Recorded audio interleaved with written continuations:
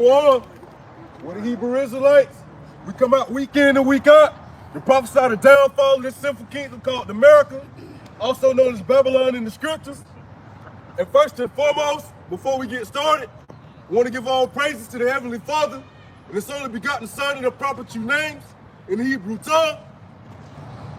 Ka, Halayim, La, Yahweh, Bahashim, Yahushai, Bahashim, Ha, Rakah, Kodash, Ma'amah. Ma'amah. Also, we want to give a double honors to the apostles and elders of the Great Millstone. Also to our elder as well. Down here in the Lion's Den of Yasharala Camp, Harold 1. Salutations to all the occupants around the four corners of the earth, pushing the truth for sincerity. Today we have a lesson. Lord willing is edifying to the hopeful elect out there, and also the men, women, and children that believe in sincerity as well, man. And with that being said, we're going to go ahead and jump straight into it. All right, somebody get Ezekiel chapter 3, verse 17. No, Ezekiel 12 and 28, real quick. Ezekiel 12 and 28. All right, it's a lot of things going on in the world. A lot of explosions happening. Russia just rained its biggest attack on Ukraine, shooting off over 200 missiles and sending over 90 drones. It was a Ukraine hit a Russian power plant, but I don't know if it was vice versa. But yeah, man, and a lot of people sitting in here, like in America, like at ease. The reason why is because nothing has hit American soil yet, but it's coming. Thus saith the Lord. Somebody got it? It's Ezekiel chapter 12, verse 28. Therefore, saying to them, thus saith the Lord Yahweh, there shall none of my words be prolonged anymore. See, that's why everybody's sitting at ease in America, because they feel like the words of the Lord are being prolonged. They hear about it. They see us out here on the highways and byways. They try to walk fast, real fast, as if they don't have a clue of what's going on, or they don't want to hear what's going on, right? They turn a deaf ear to it, right? But it doesn't matter if you want to play the ostrich and stick your head in the sand. It's not going to stop what's going to happen from happening, right? Go ahead. Verse 28. Therefore, saying to them, thus saith the Lord Yahweh, there shall none of my words be prolonged anymore, but the word which I have spoken shall be done, saith the Lord Yahweh. So the words that are being spoken by the men of the Lord are beginning to happen.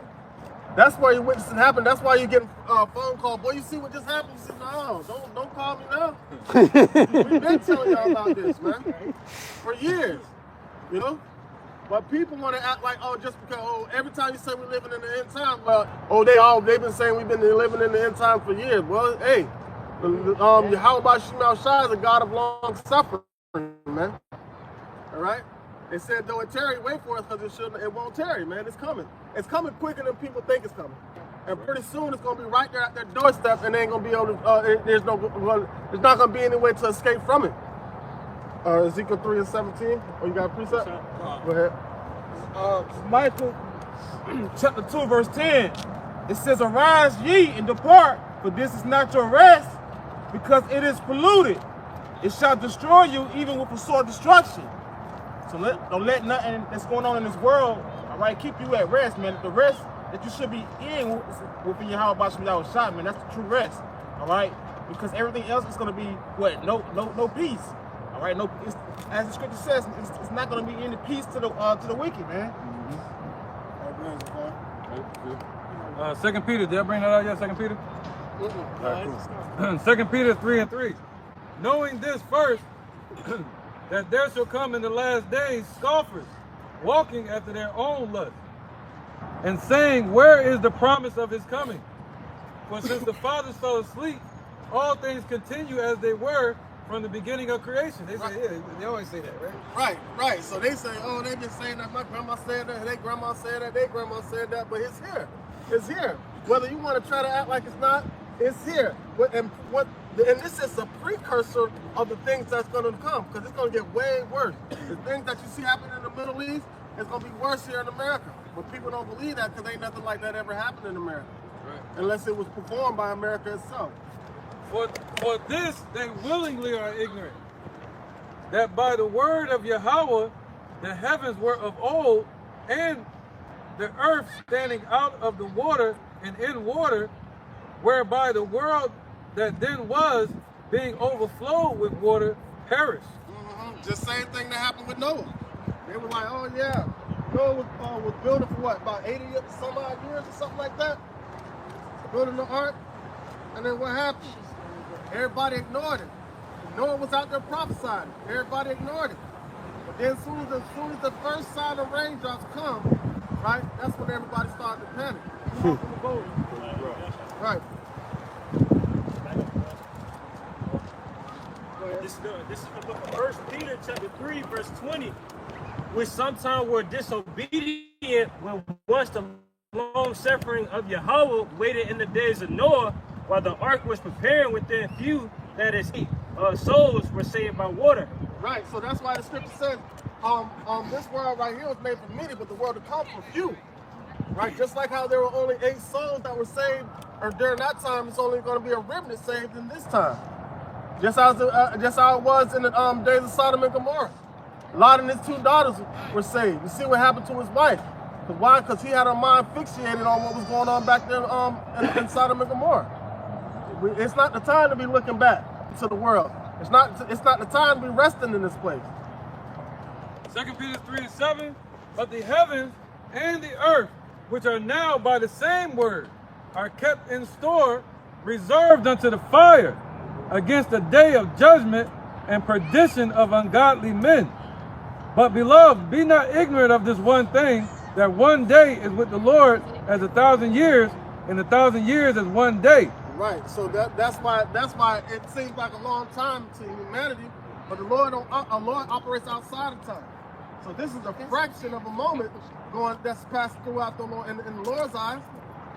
Like if you think about it, it's only been 3 days since Yahweh Shai left. We're going into the 3rd day. All right? And you know what happened after the 3rd day? He rose again.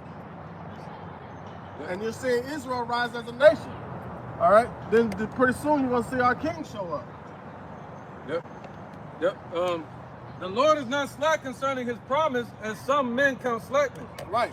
But is long suffering towards usward, not willing that any should perish, but that all should come to repentance. Right, so there's a window of opportunity to come to repentance for the elect. And once that window window of opportunity is closed and the elect are sealed, then all hell is going to break loose, man. Right, 3 more verses. Let me get through these real quick. But the day of the Lord will come as a thief in the night. Stop me when you want to. In which the heavens shall pass away with a great noise, and the elements shall melt with fervent heat. So what does that mean, a thief in the night? Right? When you least expect it. That's when the Lord's going to show up. That's when these missiles going to start raining down. All right? All right, when you sound asleep, barely, you're not even expecting anything to happen, that's when a thief enters into the home. Go ahead. Which the heavens shall pass away with a great noise. All right, so this rulership is going to pass away with destruction. And the elements shall melt with fervent heat, and the earth also and the works that therein are shall be burned up. Seeing then that all these things shall be dissolved, what manner of person ought ye to be in all holy conversation and godliness? So what should you be doing? All right? Not only just conversations, but what should your actions be, man? With all this going on right now, should you be focused on like you got a lot of women that watch the reality TV shows like Real Housewives of Atlanta. You got people so concerned with entertainment. Jay-Z. Huh? Jay-Z and Diddy. Jay-Z and Diddy. All that kind of stuff. They don't even understand that they're being led straight to their destruction. Same thing with Rome. Anytime Rome was fixing to fall, what did they do? They kept the people occupied with circuses in the arena. So the same thing they're doing right here in America today. And everybody feels so safe in America, not realize this is a land of unwalled villages. All right? There's no defense here. All right? What did Trump do when he came into office last time? He cut away 65% of the budget for the military.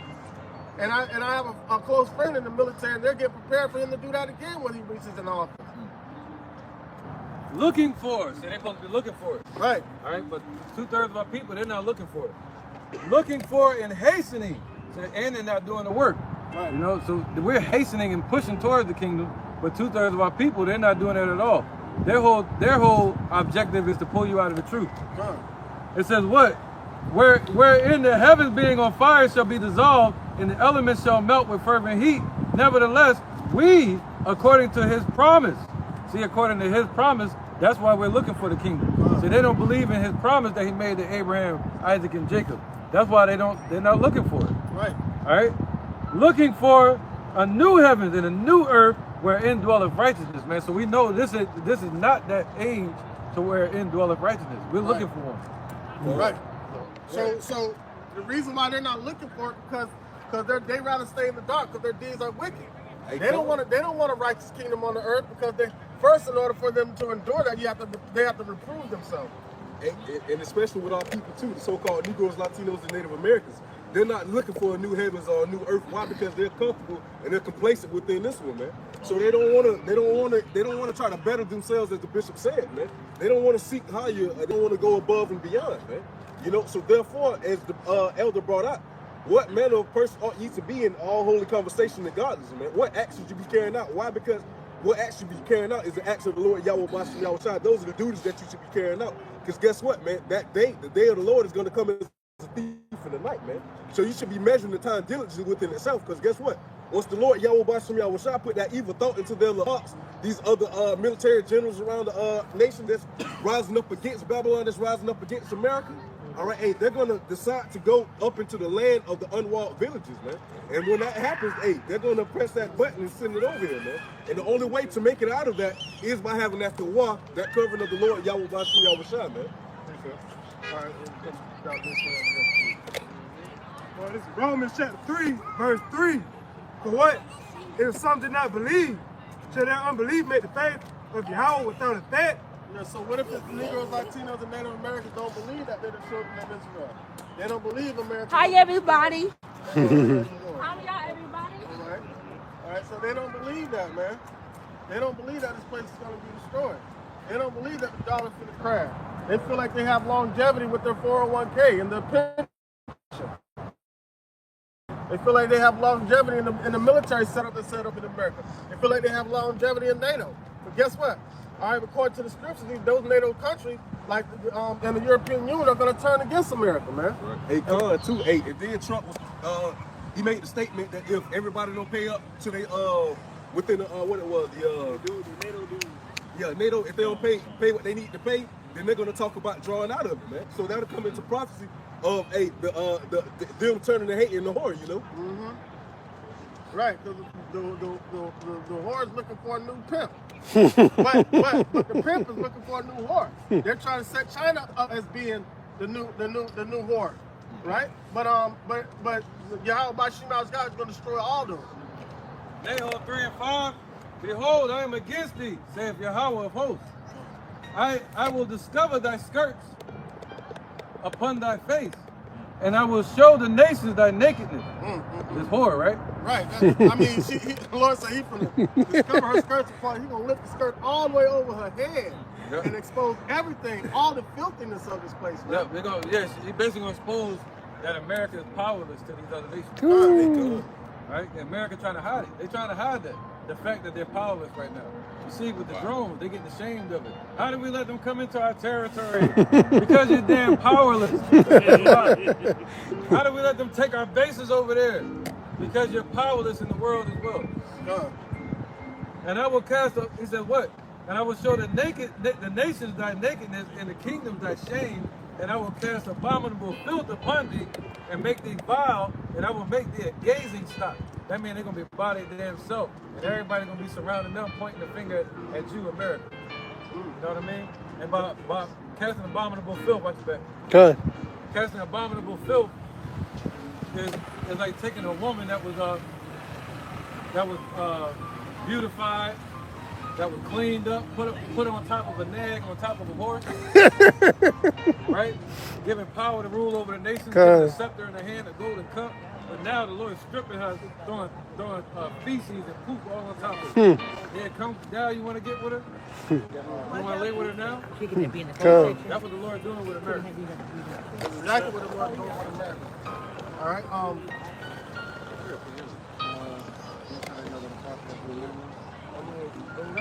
This is the book of Ezekiel, chapter 33 and verse 32. And it says, Lo, Thou art unto them as a very lovely song of one that have a pleasant voice and Right, can play and that's to the elect. All right, that lovely song that's being sung is a song of Yahushua. Back then we were singing the song of Moses. Now we're singing the song of Yahushua. But 2/3 of our people don't want to hear that lovely song. Yeah, they look at it like entertainment. Right. Like a lovely song, like that. Right. Hey, yeah, it sounds good for the moment, but once we get through talking, then they're just going on about their day, man. You know, so they're not interested in, oh yeah, that sounds good. Like, But yeah, we entertain them now. in their own actuality, like their pride keeps them in a mindset as if like what we're saying is not gonna happen. It's not gonna come to pass, you know? So they pray to whoever their God is that we lying. And also, they expect us to come out here once and then the destruction. Right. You know, this is a work, this is a journey, this is a continued process, this is a labor. You know, 1,000 years to us is a day to the Lord, man. Come. You know, and the creation cannot haste above the maker. It says, they can play well on an instrument, for they hear thy word, but they do them not. And when this cometh to pass, lo, it will come, then shall they know that a prophet hath been among them. Right. As these things that we speak come to pass, then they're going to realize there was a prophet among them. Just like when it started raining during Noah. Just like when it started raining during Noah, they oh snap, he was right. It's going to be too late then. Hey, So what are you waiting for? Go ahead. hey, yeah, it's gonna be too late. Why? Because once you finally realize that it's too late, you're gonna be in the midst of what we had said. Man. You know, whether that be famine, shit, you probably wouldn't have been eating about 2-3 weeks. Damn, he said famine was gonna come to this place, man. Hey, the Gerber troops, you know, the blue hats, whatever the case may be. Hey, shit, you definitely know it's too late once you see 200 million warheads in the sky, man. You know, you see that sky covered, and you see them bad boys coming down. You know it's too late then.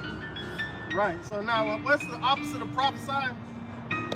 If somebody can find a word for the opposite of prophesying, that's exactly what they're gonna be doing. Because we're saying the things before they happen, and they're gonna repeat the same thing that we've been saying.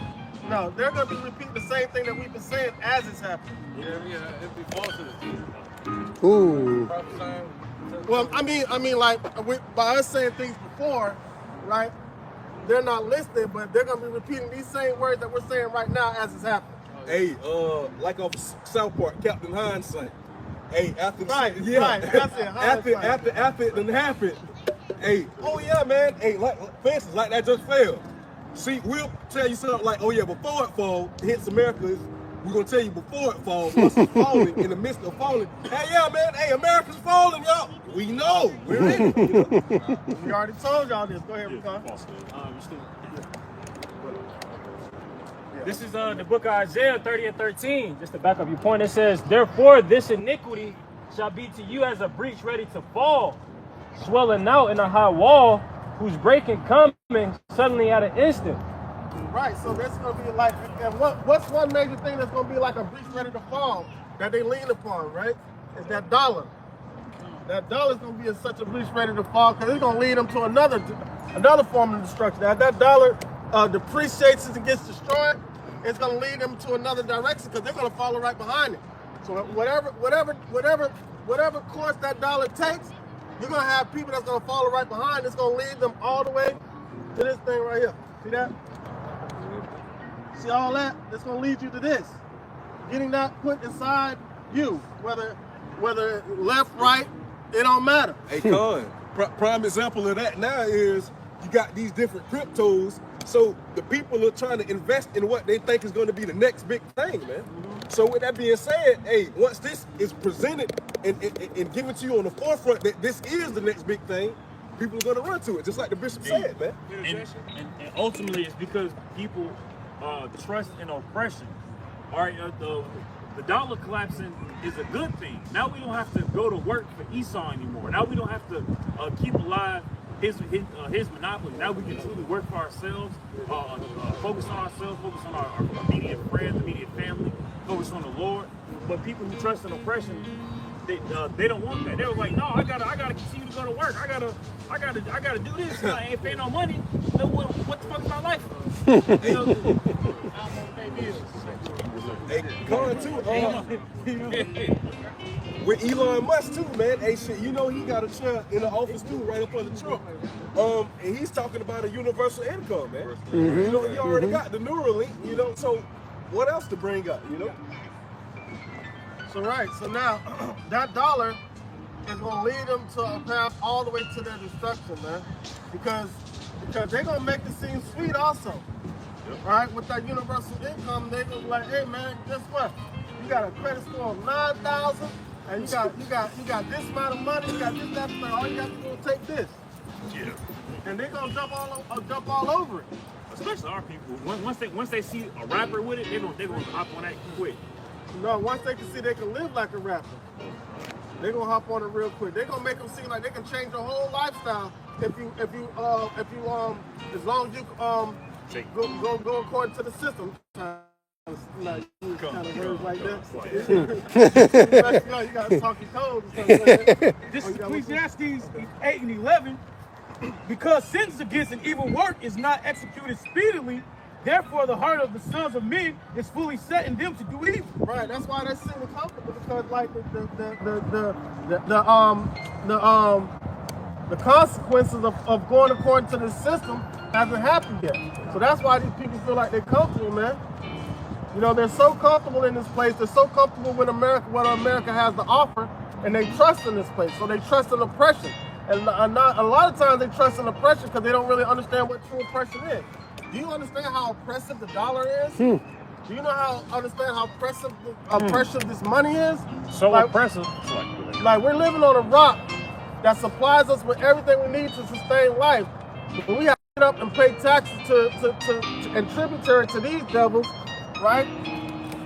Because of a false system that they put in place with monopoly money that everybody chooses to believe in. That's why it's only backed by de facto. All right, so now they created a system, and these people are so ignorant and love oppression so much, they don't understand that they drive the system. What if everybody said tomorrow they don't want to be a part of the system? The system would crush and fall. But all these people are so blind and have so much Stockholm syndrome that they trust in oppression. A lot of times they don't even know what a true oppression is. They think oppression, when they think about oppression, they think about when we was on slave ships. They think that's the only form of oppression. Bondage slave. This is the book of Jeremiah, chapter 12, verse 13. Going to their oppression, it says, they have sown wheat, but shall reap thorns. They have put themselves to pain, but shall not profit. Right, so all these people that spend all their time, let me get that one more time. Spend all their time, now, I mean, if you want to do smart investments, that's cool. But if you think that your 401ks and your pension and your retirement plan is going to save you for what's to come, you're trusting in this, but you're trusting the dollar, which is ultimately going to lead you to this. So what are you waiting for? You wait for some kind of miracle. You want to wait to see the Lord part the sky, then you want to start believing in it. That's what they're waiting for. All right, go ahead. It says they have put themselves to pain, but shall not profit. And they shall be ashamed of your revenues because of the fierce anger of the Lord. Right, they're going to be ashamed of everything that they invested in. Everything they feel like they got to return to the investment on this system is going to lead them to their destruction. And then it's nothing but death. All right, go ahead. But it's Romans 11:8. According as it is written, Yahweh has given them the spirit of slumber, eyes that they should not see, and ears that they should not hear unto this day. And David saith, let their table be made a snare and a trap and a stumbling block and a recompense unto them. Right, so whatever table you're setting, if you're not setting before the Lord, it's going to be a trap unto you. It's going to lead you down to your destruction. That's it. That right there, that's the trap, the stumbling block, the recompense right there. That's what the path Esau got our people going on. And they're blind. The Lord blinded them. He cut them off from them so they would have the spiritual inclination to the Lord. So they're vulnerable to this type of temptation. And they're going to fall into that trap.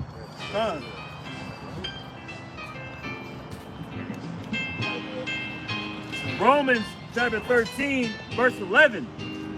And that, knowing the time that now it is high time to awake out of sleep. Hey, so check this out now. Remember the Titanic? The band kept playing till the ship sunk. The ship's sinking right now as we speak. And the band is steady playing. For now is our Right. salvation nearer than we believed. I brought this out going into the lesson. All right, it's time. It's time. You gotta wait. It's time to wake up. Our salvation is nearer than we believe. Just like how you'll say, the end is near. The end is nigh. People say, people can say that for generations. It's near. It's nearer than what people think. All right, going back to what you said, your impression of the dollar. The dollar is so impressive that other countries have made a team to fight against it. Brazil, Russia, China, India, they made a conglomerate to fight against the American dollar. That's how impressive the economy of America and America's system and philosophies is as well. Right. This dollar is so impressive that you ever heard of somebody being punched drunk? Got hit so hard they don't even know what happened, or they don't know if they're coming or they're going. That's how hard the dollar hit the people that they became so dependent on it. And it's like a drug that you develop a dependency on, and if you don't have it, you develop withdrawal symptoms. Right? This is Matthew chapter 6. I'm going to start at verse 31. It says, therefore, take no thought, saying, what shall we eat, or what shall we drink, or wherewithal shall we be clothed? For after all these things do the Gentiles seek. For your heavenly Father knoweth that ye have need of all these things. But seek ye first the kingdom of Yahweh Bashem Yahushua and his righteousness, and all these things shall be added unto you. Right, so you have to develop the mindset to trust in the Lord. That you ain't got to run out there and get it yourself, that the Lord's going to provide it for you. Done. And also, too, not being dependent on the dollar, man. If you're being dependent on that dollar, that shows that you have Esau as your head, man, and not the Lord, all right? Because, once again, as scripture say, the Lord Yahweh Bashem Yahushua know that you need of all these things, so why are you worried about saying money, clothes, food, what you're going to eat? The Lord Yahweh Bashem Yahushua is going to take care of all that, man. If he sent you on a mission, you got a mission to fulfill. He's going to make sure you're well equipped to fulfill that mission, man. That's what he told the apostles, take no purse when you go out. Done. You know what I'm saying? Because he's going to provide everything. So when that time comes, we're going to have to stand on that same foundation, man. All right? I'm on. This is Zephaniah chapter 1, verse 18. It says, neither their silver nor their gold shall be able to deliver them in the day of the Lord's wrath. Just going back on that money tip, these riches of this world is not gonna suffice you in the day of the Lord's wrath. All right, this money is not gonna suffice you, period, man. All right, as the scriptures talk about, and I believe in the book of Haggai, where it talks about that bag is full of holes. All right, so again it says, neither their silver nor their gold shall be able to deliver them in the day of the Lord's wrath. So you're not gonna be able to save yourself by accumulating all these riches, man. That's the key point, is you're not going to be able to save yourself any kind of way. You ain't. The only way you can be saved is by trusting the Lord and asking him to deliver you. That's it. Ain't nobody gonna be able to save themselves with what's to come. That's why the Lord set it up like that. All right, Ezekiel 3:17. It's the book of Ezekiel, chapter 3, verse 17. Son of man, I have made thee a watchman unto the house of Israel. Therefore, hear the word at my mouth and give them warning from me. And that's what we've been doing. That's what we've been doing. See, the problem is, they think it's for us talking. All right, we ain't gonna listen to them. They ain't know who they is with their dresses on. We ain't gotta listen to them because they look at us as nobody. But it's not coming. This is not our message. This is not our warning. This is warning from Yahweh Bashem Yahushua. The destruction he's coming to bring, and he's creating a safe haven, all right, to give salvation to those that are worthy. They did the same thing to Yahushua. That's the carpenter's son. Right. Listen to him. Right. So now, you're gonna reap the benefits of not listening to the Lord. By not listening to the Lord's men that are out here on the highways and byways, you're turning your back to his mercy and turning your face towards his wrath. All right. 2nd Ezra chapter 6, verse 1. Yes, sir. The 2nd Chronicles chapter 36, starting at verse 14. Matter of fact, Salaki 15. It says, and the Lord Yahweh Bashem Yahushua, God of their fathers, sent to them by his messengers, rising up betimes and sending because he had compassion on his people and on his dwelling place. All right. So the Lord Yahweh Bashim Yahushua gives that warning before destruction by way of his prophets through the mouth of his prophets, man. But guess what? 2/3 of our people, they take it lightly. Guess what? All right. Verse 16, it says, but they mock the messengers of the Most High and despise his words and misuse his prophets until the wrath of the Lord arose against his people till there was no remedy. So ain't no cure, ain't no way out. The Lord's trying to bring this destruction because, like, what are you doing? You're spitting in his face because he's showing compassion by giving a warning. You know? So now, so how would that make you feel? You being showing compassion towards somebody they gave you their behind the kiss. Right? Oh, you think I'm so? Oh, you think I'm playing? Okay, that's how the Lord feels. So that's why he makes it even more furious for people to turn a deaf ear when he's giving a warning to by his prophets and misusing the prophets. Because the Negroes, Latinos, and Native Americans need to understand that the Most High's name is Yahweh, His Son's name is Yahushua, man. America's about to be destroyed, man. You see all these nations rising up against America with their nukes. So there's no way out. The only way out is through deliverance through Yahushua, man. Go ahead. Verse 17, 2 Chronicles 36. It says, therefore, he brought upon them the king of the Chaldees, who slew their young men with the sword in the house of their sanctuary, and had no compassion upon young man or maiden, old man or him that stooped for age. He gave them all into his hand. Right, the king of the Chaldees gonna be orange man. The king of the Chaldees. All right, and that's the kind of punishment and pressure that he's gonna bring on this place, man. Where? No, all right. So what? You said 6 and 1? Yeah, let's get this precept first. This is Ezekiel 33, just to back up the point that the brother our comment made. Verse 4, straight to the point, says, then whosoever heareth the sound of the trumpet and taketh not warning, if the sword come and take him away, his blood shall be upon his own head. So the men of the Lord are sounding the trumpet, and for those who don't take heed, who don't give ear, who don't listen to the words of Yahweh Shai, when the sword, i.e. the destruction and the judgment comes, guess what? They're going to be taken away in the destruction, and it'll be their own fault for not listening. All right. There was some more down that way. Okay. This Second Ezra 9:9-9. Then shall they be in pitiful case, which now have abused my ways, and they that have cast them away despitefully shall dwell in torment. For such as in their life have received benefits and have not known me, and they that have loathed my law while they had yet liberty, and when as yet place of repentance was open unto them, understood not, but despised it. Right, so they're despising the mercy of the Lord. All right, he's giving them away to avoid what he's bringing on this earth, but they despise it. Because why? They fell a victim to the system. They fell a victim to the bait that Esau has set up for them. But not understand that ain't even the bait Esau has set up for them, because it's the bait that the Lord has set up for them.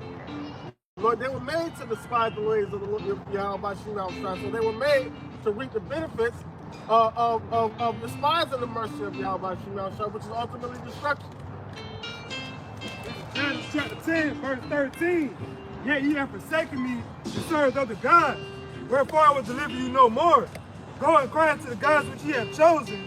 Let them deliver you in the time of your tribulation. So because the 2/3 of our people, they forsook the Lord, they forgot him, they done cast him behind them. They done went and found other powers to live by, serve, or whatever the case may be.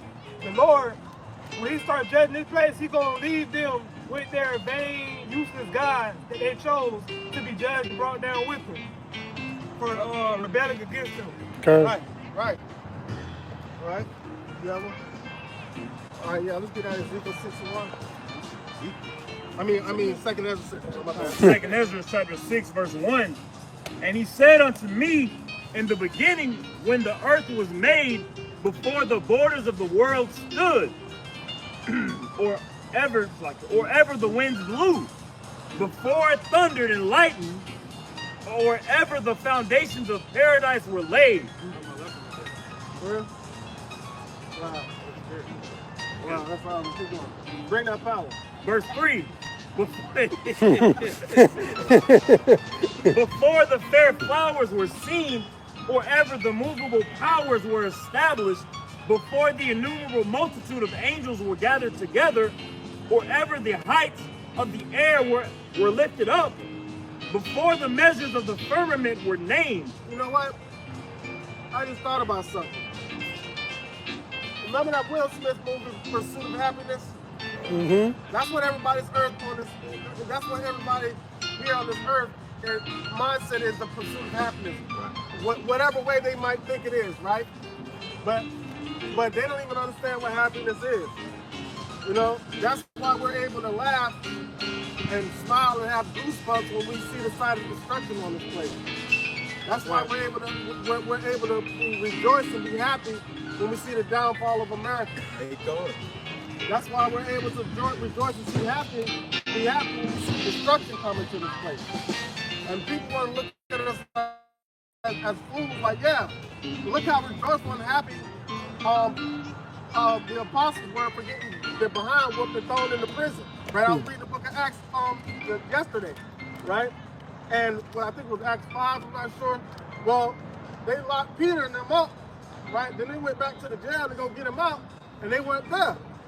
And so they were having counsel about everything, right? And somebody walked in and said, oh, them people that you have locked up, they're over there in the marketplace teaching right now. Right? And so they got hemmed up again and got their behind whooped, and they rejoiced in getting their behind whooped for the Lord, man. So we understand that we're going to be right here in it. We might even feel a little bit of the pain. Yeah,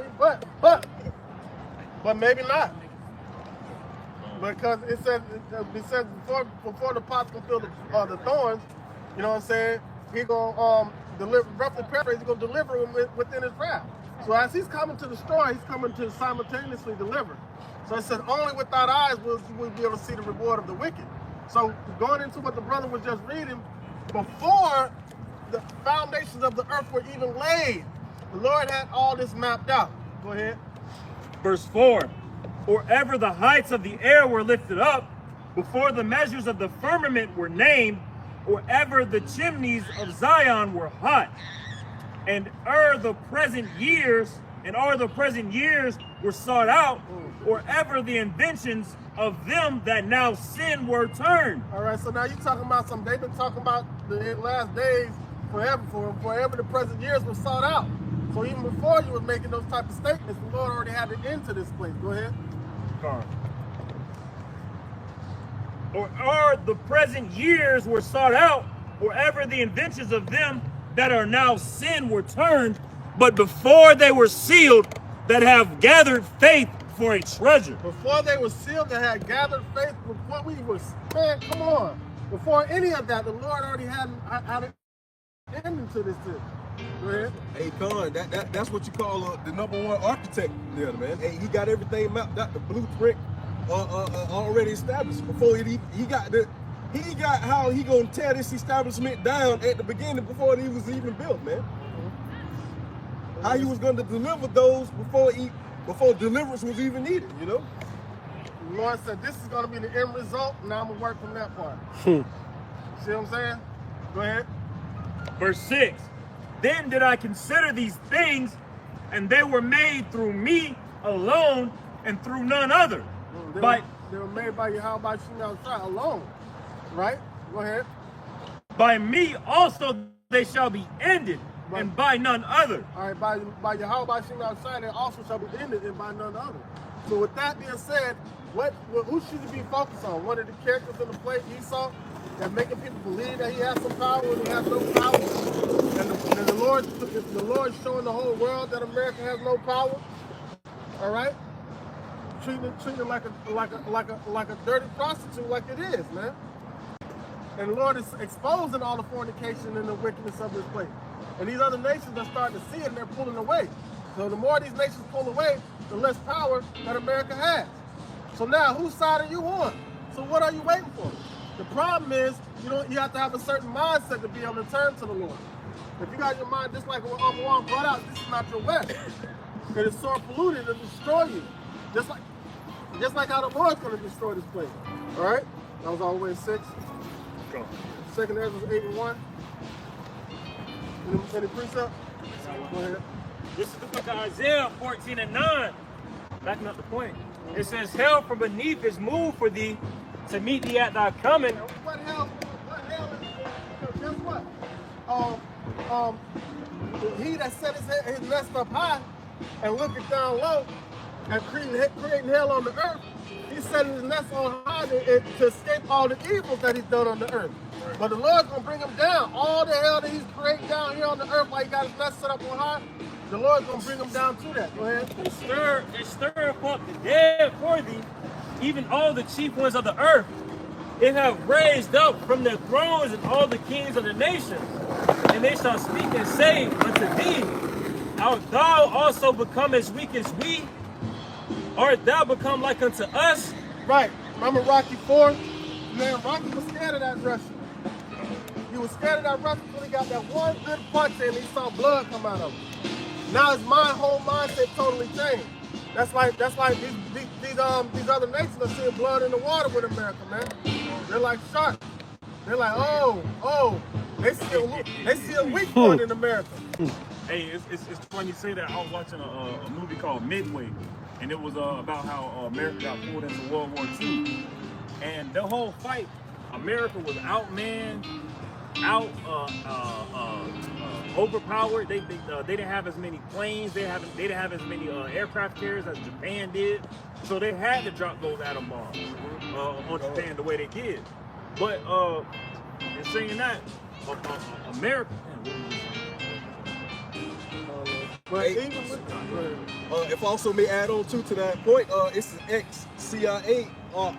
He was basically saying, hey, that's how World War III is going to be brought about, man. Hey, it's going to be brought to a point where, hey, that first nuke is going to be dropped by the opposing person. They're going to be back to a corner where they have no choice but to do so, man. and guess who's back in the corner right now? Iran. Go. Iran is back into a corner right now, man. All right. So even with the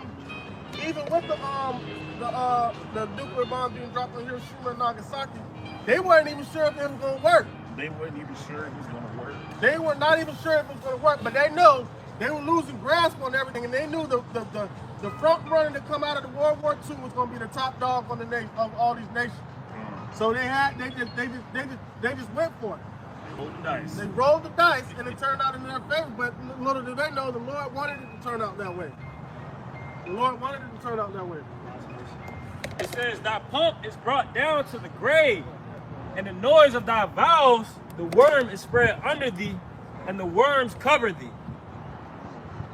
Speak on it. How art thou fallen from heaven, O Lucifer, son of the morning? How art thou cut down to the ground, which didst weaken the nations? So just going back to what Kanak was saying, for them being the first ones that dropped that atom bomb on Hiroshima and Nagasaki was just an omen for them, for their own destruction. They say, what? He that diggeth a pit is going to fall therein. So they dug that pit, which the Lord allowed them to do, just so they could fall in that same pit. But not only that, but tenfold, because all the nations going to come together and they're gonna make sure America gets dug into that pit, man. Right. Oh, I was about to say, he that unalive with the sword must be unalive with the Can't sword. say that. But check this out. So they had one of those Asian Economic United Councils, right? And they had Xi Jinping do the closing speech on it. And one of the last things he said the irony behind America introducing the world to nuclear war.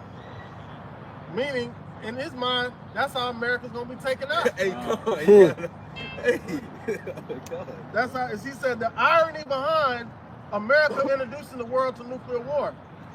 Isn't that ironic? He go do it, just don't know when. Right. Right. Go ahead. Jeremiah chapter 51, verse 25. Behold, I am against thee, O destroying mountain, saith the Lord, which destroyeth all the earth. And I will stretch out my hand upon thee, and roll thee down from the rocks, and will make thee a burnt mountain. And that's the judgment that this place has coming. This place goes around destroying nations, lands, this, that, and the third. So the Lord's going to give this place judgment, like the bishop saying. He's going to bring Babylon down to a hellish condition. All the hell that it causes around the world is going to receive that recompense for that. Only it's going to be 200 million nuclear missiles hitting this place.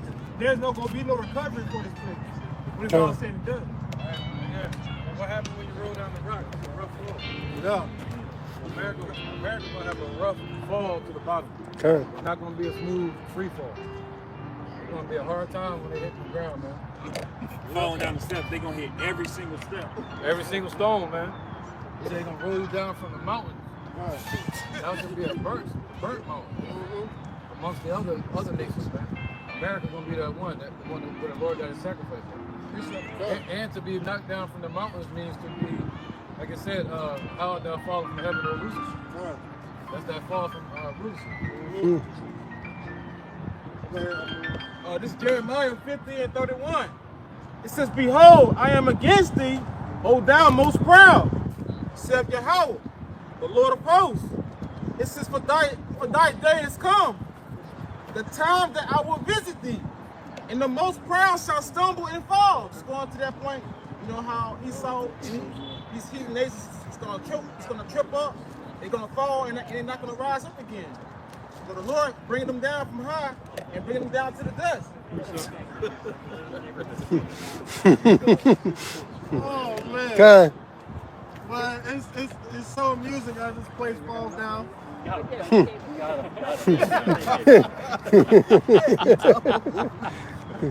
Well, somebody, hey, who got This a precept, just to back up the precept that the brother Almawan brought out. This is Psalm 73 and 18 about these devils falling. It says, "Surely thou didst set them in slippery places. Thou castest them down into destruction." So the Lord set this devil in slippery places. So he's never going to get his footing. Just like the brother was saying, and I think brother Zaria, they're going to hit every step and everything on the way down. It's like, it reminds me of that movie Double Take with Eddie Griffin, when the Edomite was talking trash, and he was standing on the top of the steps with a firearm, and he slipped. And when he slipped, he fell, and every fall, every step he hit, he was hitting himself. And by the time he got to the end of the steps, he was done. It was over with. And the Lord is doing these devils the exact same way. Because these devils think, Esau like, yeah, I don't miss, I don't fall. Well, the Lord finna make these devils fall. right, and they're gonna have so much pride. They're gonna try to, as they falling down, they trying to climb back up the steps. That's that saying, the bigger they are, the harder they fall. God. That's a true saying when it comes to America. God. Look how big it is. Now this is book of Psalms 49, verse 11. Their inward thought is that their houses shall continue forever, and their dwelling places to all generations. And that's what they think. They think it's gonna go on forever and ever and ever. They're the ones that got our people talking about create generational wealth. Because they got that mindset, because they feel like their house is gonna continue forever. Right, they got that from Esau. They see Esau, Rothschilds, the DuPonts, all these other families that have old money. They want to do the same. Generational wealth is nothing but mimicking Esau. That's all it is. How about give our people generational intelligence? Don't try to give your children everything that you didn't have. Why don't you teach them everything that you didn't know? That's what we should be doing. Go ahead. This is Jeremiah 51. Yeah, this is Jeremiah 51 and verse 6.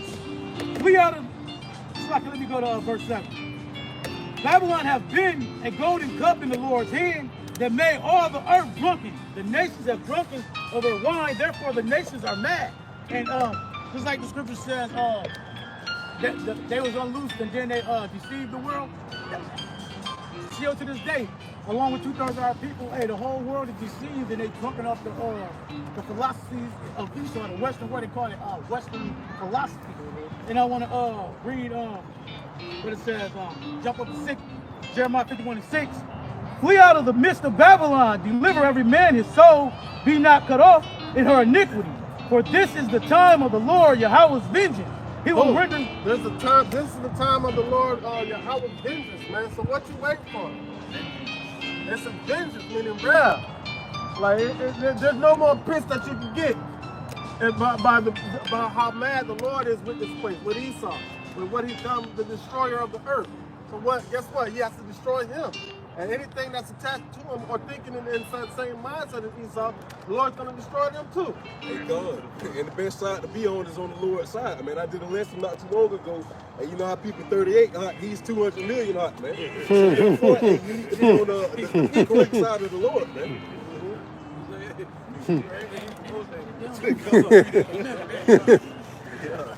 Right, and by being on the Lord's side, be on his right side. If you're on the left side, you're done. Exodus chapter 2, verse 3. For the vision is yet for an appointed time, but at the end it shall speak and not lie. Though it tarry, wait for it, because it will surely come. It will not tarry. So the Lord has specific time, date, this, that, and the third, before he's going to bring the judgment to this place. It doesn't matter if you don't believe if it's not coming. It doesn't matter if you don't think it's going to be in your lifetime. The Lord knows when it's coming. He's returning against people at night. He doesn't want us to know. And the 2/3 of my people, they don't have that fear, that respect of the Lord to repent to him while the doors of repentance are open.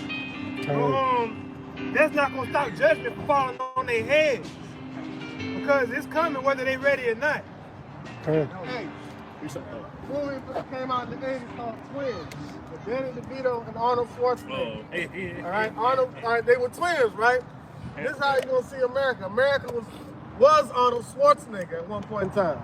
But now, America's Danny DeVito. Now, see that? See that? Like, at one point in time, everybody was afraid of America. Not no more. Not no more. Ain't nobody afraid of this place anymore.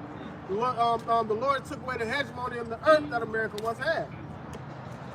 The only reason, aside from the money and the weapons, that everybody bowed down to America, is because America had things, TV, music, entertainment industry, materialism and stuff like that. But now the rest of these countries, they got the same stuff. Even more so, now they got missiles. Now they got a military. And the thing about it, all that was meant to be a distraction, man. Gone. They were like, America's been at war since America was trying to be colonized, man. From the beginning, when it came over here from England or Britain or whatever, right? So what did they do? They was like, how can we confuse these nations to make them think that we ain't at war anymore? All right. That's how they did with the entertainment. They created a facade like, ooh, I want to be a rapper, I want to be this. They had the whole world trying to be Americanized, and all that was is a distraction for America to go to war with these other nations and impose their will on it. This is Jeremiah chapter 50, verse 23. It says, how is the hammer of the whole earth cut asunder and broken? How is Babylon become a desolation among the nations? All right. As brought out earlier, man, the elder brought out the Lord Yahweh Bashim Yahushua is lifting up the skirts of Esau, lifting up the skirts of Babylon, man, showing that they don't have that power that they used to, all right? It's brought out earlier too with Hiroshima and Nagasaki, man. So hey, they did that to show that they could be in that power seat. Now all these other nations are rising up. Hey, let the weak say I'm strong. They're building up their military arsenal. Why? Because as the elder said, they see that America has no power, man. You know, the only power they got is coming outside of their mouth. Other than that, it's no power to it, you know? And that ain't even doing the trick no more. Trump making all these threats, and everybody, yeah, whatever. That trick worked 10 years ago. Try something else. Right. And they ain't got no other tricks. They ain't got no tricks on the trade. He saw a one-trick pony. He gonna have to go to war. That's all they've been doing from the beginning. But now it's being forced into a physical hot war. America really doesn't want that. Because they know they're on the island by themselves. America was the one that would go to war with a country, but now these countries are trying to go to war with America. Well, even with that, America, like they try to use strategy. The strategies are these elite bankers. Right. You know, so they use sanctions and things like that to try to rip the pocket. That's why Japan was forced into World War II, because of the economical pressure that America was putting on Japan. Revelation 13 and 11.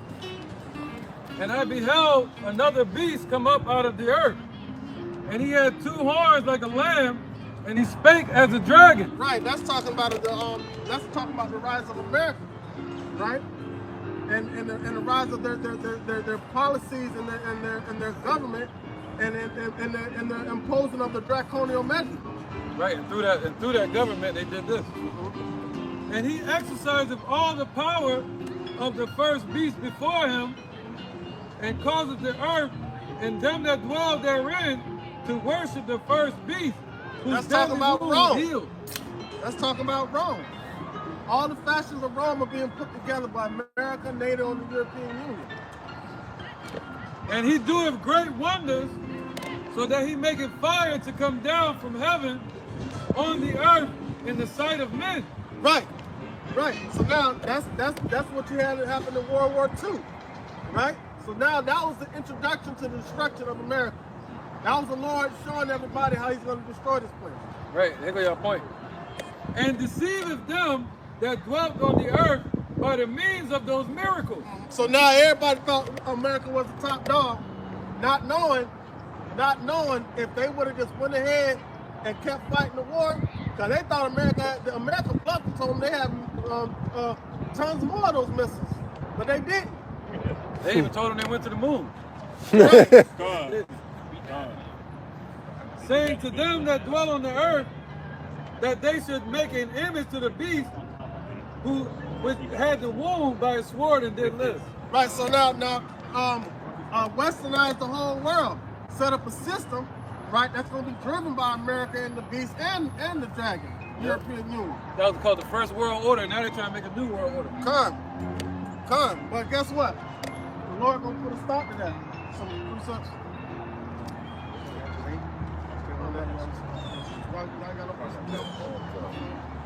The book of Joel, chapter 3, verse 11.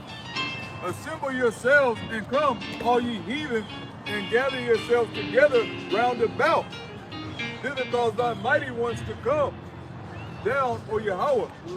Says, let the heathen be wakened and come up to the valley of Jehoshaphat, for there will I sit to judge all the heathen round about. The valley of Jehoshaphat. That means Yahweh's judgment, man. He's going to judge the heathen round about. He's going to cause the mighty ones, the angels, to come down and get busy. All right? That's the destruction that the Lord got from this place, man. So whose side are you on? Or what you really waiting for? You can choose a side. You better hope you choose the right one.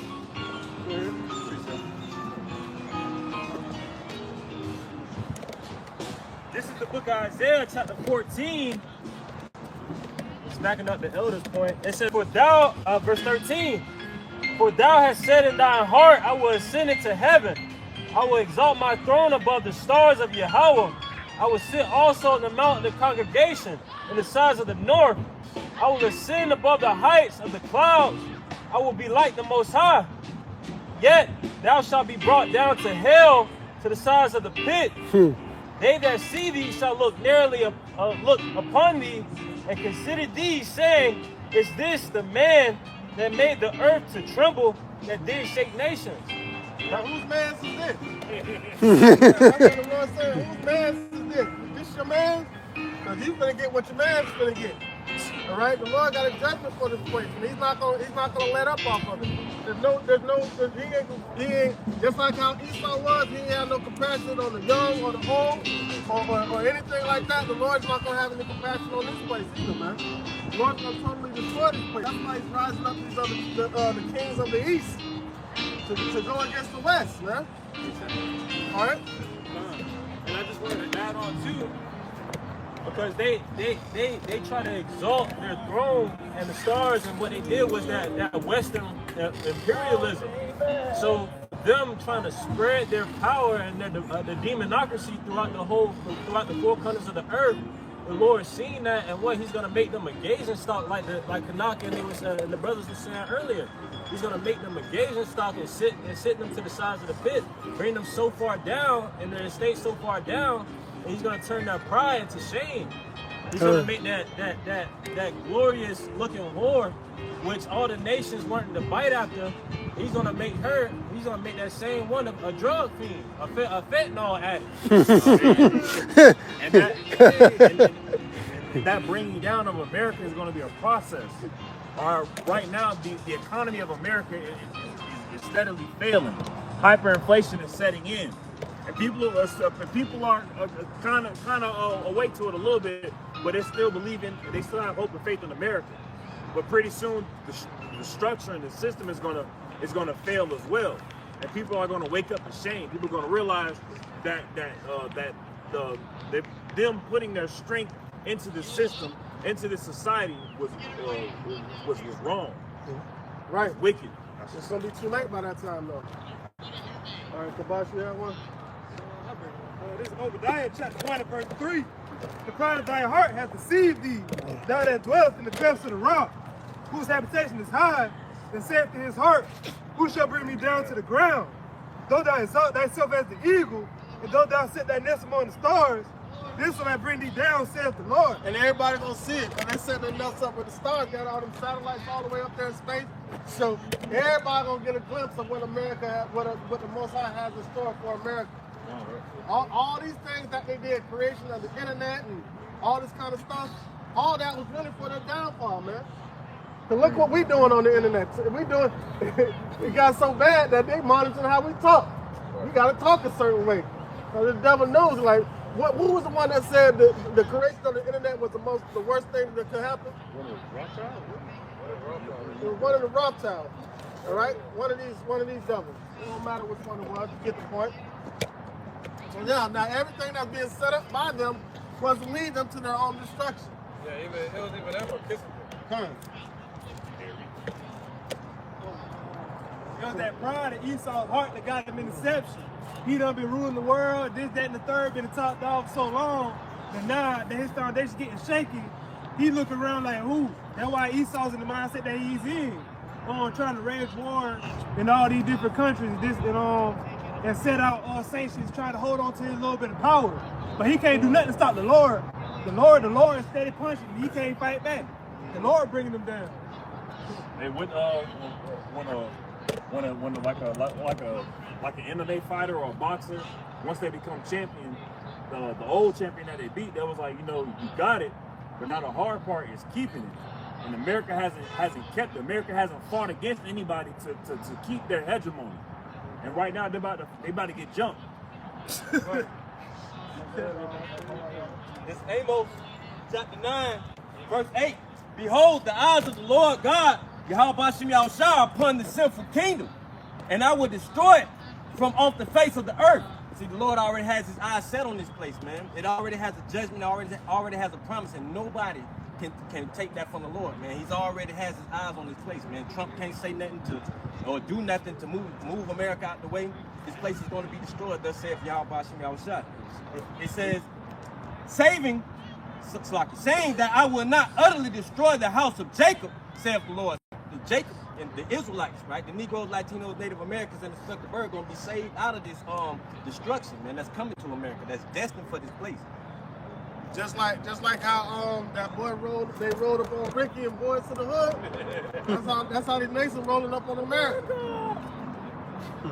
This is Jeremiah 51 and 33. It says, for thus saith the Lord Yahweh of hosts, the God of Israel, the daughter of Babylon is like a threshing floor. It is time to thresh her. Yet a little while, and the time of her harvest shall come. So the Lord said this place is like a threshing floor. A threshing floor is something that you use to, like a threshing floor, like they thresh wheat, to separate wheat. Basically, this place is set up for judgment. It's set up for destruction, just like the brother Ariella was saying. Salaki was saying, the Lord's eyes are upon this place. So this place is set up to be judged. And yet for a little time, but nonetheless, the time of destruction will come to this place. It just, things have to happen leading up to the ultimate downfall of this place. Right, it has to be done according to how the Lord spoken of it to be done. Bottom line. There's nothing that America can do to save it. There's nothing that nobody can do to save this place, man. The Lord has a judgment set up.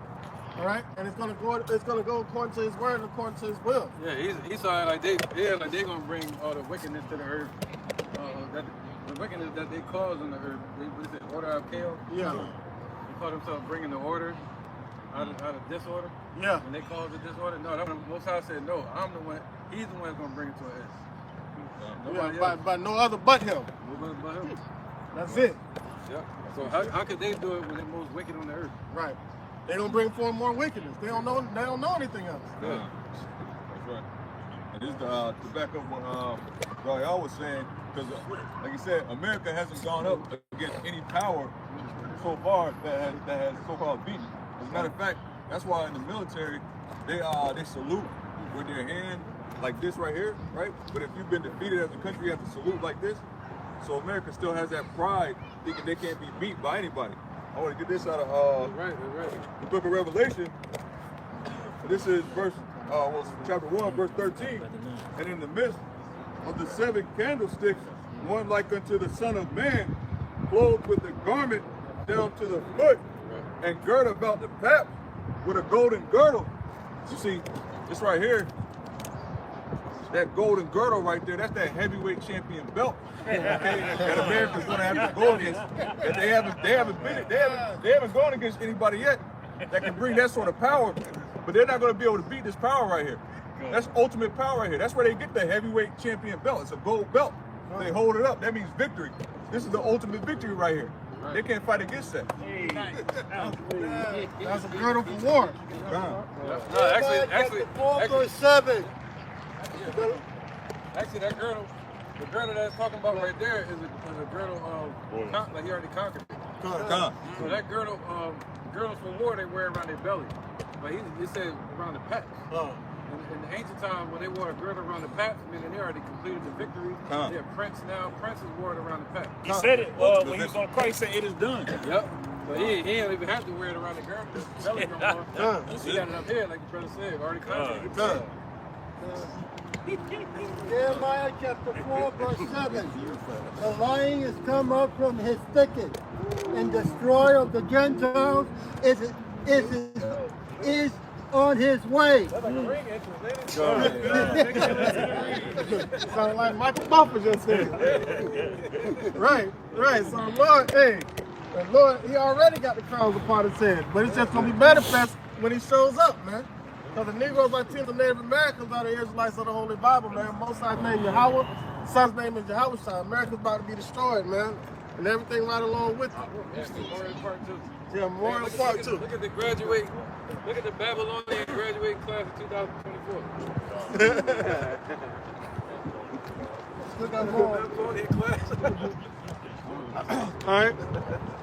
He is going forth from his place to make thy land desolate, and thy city shall be laid waste without inhabitants. Right, that's the judgment for America. Laid waste without inhabitants. Nobody's gonna be here, man. Everything in this place is gonna be destroyed except for the elect. All right. This is Malachi chapter 1 and verse 4. Whereas Edom saith, we are impoverished, but we will return him and build the desolate places. Thus saith the Lord, Yahweh of hosts. They shall build, but I will throw down, and they shall log them the border of wickedness. And that's the label that the Lord put on them, the border of wickedness, bro. And the people against whom the Lord hath indignation forever. And that point is, hey, the Lord got that righteous hatred for them forever. Because he knew that he was going to release them, and they was going to spread wickedness, build it back up, just so he can destroy them again. And do away with them totally. Third, you got that. All right. One more piece up. All right, somebody get off 2nd Ezra chapter 8. 8 and 1. 2nd Ezra chapter 8 and verse 1. It says, and he answered me, saying, the Most High have made this world for many, but the world to come for few. Right. So yeah, man. So how you gonna enter into the world to come? As a babe, or as a with a ring, with a Super Bowl ring? Verse 2. Verse 2. I will tell thee a similitude, Esdras, as when thou askest the earth, it shall say unto thee that it giveth much mold thereof, earthen vessels are made, but little dust that gold cometh of. Even so is the course of this present world. Right. That's the course of this present world. It's gonna be turned to dust, but it's gonna be gold. That's gonna be salvaged out of the dust, delivered from the dust. This place is gonna be totally sent to ashes, man. The Lord's setting it up like that. But there's gonna be a remnant that he's preserving. And he put that aside all the way from the beginning before he even created the foundations of the earth, man. All right, that was to verse 3. Verse 2, go one more verse.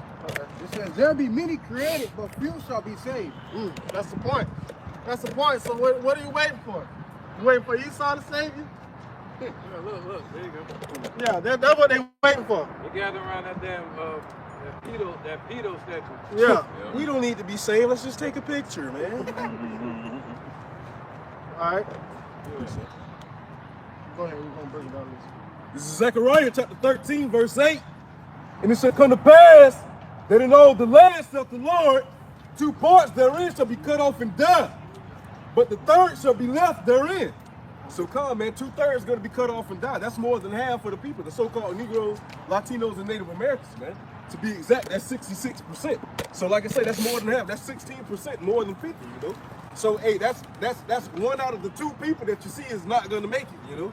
You know, despite the ones that out here doing the works of the Lord Yahweh Bashim Yahweh Shai, man. You know, carrying forth his will, you know. No, that's 2 out of the 3 people. Oh yeah, con. Yeah, there you go. It's like You gotta get that man right. Hey, you got this up?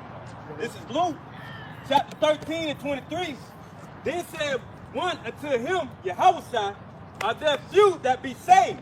And he said unto them, strive to enter in at the straight gate. Right? That's how we're going to gather around your house one day, not around the pedo statue. Yeah. For many, I say unto you, will seek to enter in and shall not be able. When once the master of the house is risen up and have set to the door, and ye being to stand without and to knock at the door, saying, Lord, Lord, open unto us. And he shall answer and say unto you, I know you not whence you are. See, the Lord ain't dealing with you, man. If you ain't out here doing the work, you ain't calling the proper true names, man. You can come knock at that door all you want, and you're gonna be standing out there in the cold, telling the heat, in the heat. Yeah, what in the heat? In the fire. Yeah, once the Most High's mind is made up, that's it. That's a No wrap. more judgment day. The same thing happened during the time of Noah. They were beating at the door. The Most High told them to seal it. Seal it up, they can't get in. Can't get in. You know how Jake like, is, go ahead. I'm saying, you know how Jake is, just to make the point, brother, you know how Jake is. You can stand out there and knock on the door, and Jake can look out the window at you. He out there knocking. You looking right at you. Yo, my mama do that. Show up and don't call, because if she don't feel like having company, she leave her. She got the glass door, but she have a regular front door open. She sit right there in her recliner and will look at you through the door and do one of these. If you come knocking out the door, for real, and she don't want to be dealing with you, she'll do it just like that. depart from thee. I never knew thee. Right, right. That's exactly how the Lord gonna do these people, man. 2nd Ezra 9:1. Second Ezra chapter 9, verse 1. He answered me then and said, measure thou the time diligently in itself, and when thou seest part of the signs past, which I have told thee before, then shalt thou understand that it is the very same time wherein the highest will begin to visit the world which he made. Right. So don't wait till you start seeing the Lord showing up. Right? We're telling you about the signs before they happen, and as they're happening, you should be thinking like putting 2 and 2 together, and then it should equal 4. Good. Hey, because if you wait until he starts showing up, shit, then you got to dig the 2 and 2, then add 3, because you don't know what point you at within the situation, man. So that's why he told us to measure the time diligently within itself, you know. So therefore, that's what 2/3 of our people not doing, going back to the beginning of the lesson. So that's why they're going to be caught off guard, man, you know. Why? Because they're not doing the things that's commanded to them of the Lord. They're doing the things of their own will, of what they want to do, you know. 2nd Ezra 8 and 50. For many great miseries shall be done to them in the latter time that shall dwell in the world. God, so like, real quick, because they have walked in great pride. hey, God, so many miseries is going to be brought towards the people that have walked around in great pride. Why? Because the Lord Yahweh Bashim Yahweh is giving you that warning before destruction through the mouth of his prophets, man. Going back to the point of 2nd Chronicles chapter 36, all right? So he's giving you that warning before destruction. So guess how you take that? You take that warning by mocking and scoffing, man. So therefore, hey, as the bishop said, hey, shit, if you take that warning lightly, hey, you looking at me like a pushover. So now, hey, you think I'm so? The Lord Yahweh Bashim Yahweh Shai, hey, his word should not return to him void. So guess what? He got to see it through, man. hey, 2/3 are going to be cut off, and this place is going to be eradicated, man. Right. Right, bro. It's Ecclesiasticus, just the back of the car. Chapter 2 and verse 13. Woe unto him that is faint-hearted, for he believeth not. Therefore shall he not be defended. God. He's not gonna be defended in that day, man. You know, Lord, if you pull away from this thing, you pull away from the truth. If you don't hearken to the men of the Lord when they out here giving you the truth, you know, you slapping away the hand of Yahweh Shem Yahushua, you're not gonna be defended in that day, man. Hey, Con, and it's like it too, and also too, man, by you, hey, what it say, your prayers shall be an abomination too, man. Hey, by you not taking heed to the words of the Lord, Yahweh Shem Yahushua, man. So in your time of tribulation, in your time of trouble, who you gonna pray to? Just like the brother Kabash brought out earlier, go and cry to the gods which ye have chosen. Let them deliver you in your time of tribulation, man. It's Ecclesiastes chapter 12, verse 1. Remember now thy Creator in the days of thy youth, while the evil days come not, nor the years draw nigh, when thou sayest, I have no pleasure in them. Okay, and that could mean the youth talk about in terms of age, but also in this age right now that we're living in. Okay, you need to be looking towards the Creator, Yahweh B'Shem Yahushua, instead of like the elder said, gathering, you know, around certain statues and whatnot. You know, remember the Creator. Good. All right, don't try to remember when shit hit the fan. Really? What that name is again? Nah, you said cause the Holy One to cease. Nah, don't worry about it. So he didn't cease. All right, 2nd Ezra 9. In 2nd Ezra 9, verse 3, therefore, when there shall be seen earthquakes and uproars of the people in the world, then shalt thou well understand that the Most High Yahweh spake of the things from the days that were before thee, even from the beginning. For like as all that is made in the... Right, just like how it said in 2nd Ezra 6 and 1. He spoke of it from the beginning, even before the foundation of the earth was laid. Go ahead. Go ahead. Verse 5, for like as all that is made in the world hath a beginning and an end, and the end is manifest, even so the time also of the highest have plain beginnings in wonders and powerful works, and endings in effects and signs. And then we were telling you all these endings and wonderful works and effects and signs before they even happened. So now you have no excuse, because the Lord gave you warning before he brought the destruction. Go ahead. Verse 7, and everyone that shall be saved and shall be able to escape by his works and by faith, whereby ye have believed, shall be preserved from the said peril. Right, so that's how you get preservation from what the Lord's about to bring to this place, man. All right, for the works that you do in the Lord. All right, coming out here on the highways and byways, giving warning to the people, letting them know about the destruction that the Lord's going to bring. All right, Hey, Con.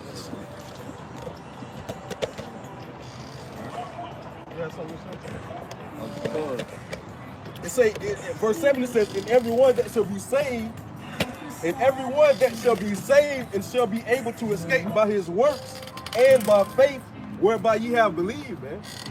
So literally, just taking heed to the Lord Yahweh B'Shem Yahushua and showing that you believe and that you have faith. Faith is an actual, well, faith is the substance of things hoped for, the evidence of things not seen, man. So, hey, you got to get out here and show that you have faith. You just have to show that you have faith in the Lord Yahweh B'Shem. Hey, Lord, I believe in you, man. Come back and get me. Hey, you know, presenting your body as a living sacrifice, as you see right here to this day, man. So that's what you have to do as the so-called Negroes, Latinos, and Native Americans, all right, in order to obtain a salvation, man. James 2 and 18. Yea, a man may say, thou hast faith, and I have works. Show me thy faith without thy works, and I will show thee my faith by my works. Come on, man. Hey, actions speak louder than words, man. You can say you have faith all day, but get out here and show that you have faith, man. Once again, faith is an action, all right? You showing you have faith is getting out here, presenting your body as a living sacrifice, being minute back to the marriage, closing those gaps, all right? And most importantly, Ecclesiastes, 12 and 13, exalting the Lord Yahweh B'Shem Yahushua, keeping his law, statutes, and commandments to the best of your ability, man. So if you have faith, you will do that. So by you just saying it, hey, that means nothing, man. shit, hey, a parent can say he got faith, but if he get out here and show that he have faith by getting out here presenting his wings as living sacrifice, hey, guess what? He's just talking, man. You know, so therefore, show that you have it, you know? Hebrews 10:25. Not forsaking the assembling of ourselves together, as the manner of some is, but exhorting one another, and so much the more as ye see the day approaching. So come on, man. Hey, shit. By seeing all these things coming to pass, man, hey, you should be hyped. You should be doing more work of the Lord, Yahweh Bashim Yahushua. Because guess what? By you having faith, you see that these things of the Lord that he told us about beforehand are coming to pass, man. So that's a faith booster right there in itself by witnessing the things that have been told to you or that you have read coming into fruition, man. So, hey, it's exhorting you, it's building you up, it's getting you hyped, it's getting you stronger as that day approaches, man. Done. Matthew 12:30. He that is not with me is against me, and he that gathereth not with me scattereth abroad. Hey, come, man. If you ain't with the Lord, you against him. If you against him, you in the way. If you in the way, you got to be moved, man. So therefore, if you're not doing the will of the Lord, Yahweh Bashim Yahushua, if you're not out here doing what he's commanded you to do, hey, you got to be moved, man. You're going to be moved, hey, whether you like it or not, man. Even move on nature. 2 Peter 3:10. This is 2 Peter chapter 3, verse 10. It says, but the day of the Lord, Yahweh Bashim Yahushua, will come as a thief in the night, and the wicks of the heavens shall pass away with a great noise, and the elements shall melt with fervent heat. The earth also and the works of the therein shall be burnt up. Right, so that's what the Lord bringing to this place. So what should you be doing? All right, what mindset should you have, man? All right, should you be allowing yourself to become soothed with the darkness and become part of that darkness, or should you be a part of the children of the light? Somebody did 1 Thessalonians 1 and 1. No, 1 Thessalonians 5 and 1. 1 Thessalonians chapter 5, verse 1.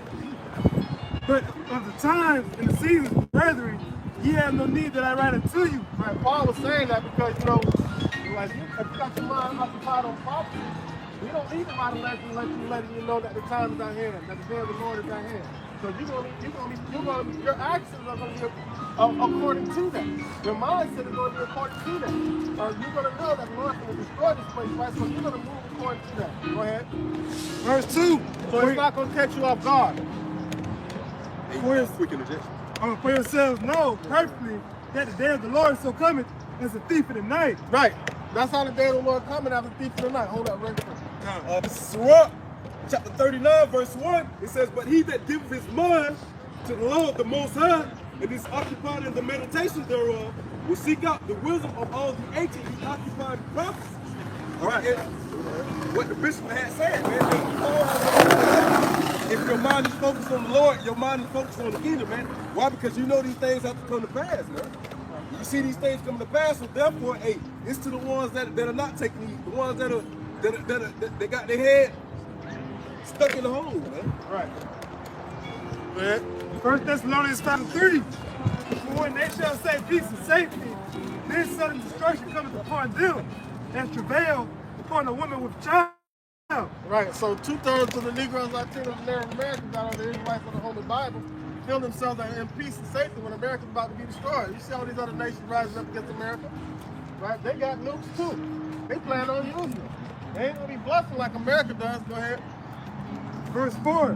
But ye, brethren, are not in darkness, that day shall overtake you as a thief. Right, we're not in darkness. Right, and guess what?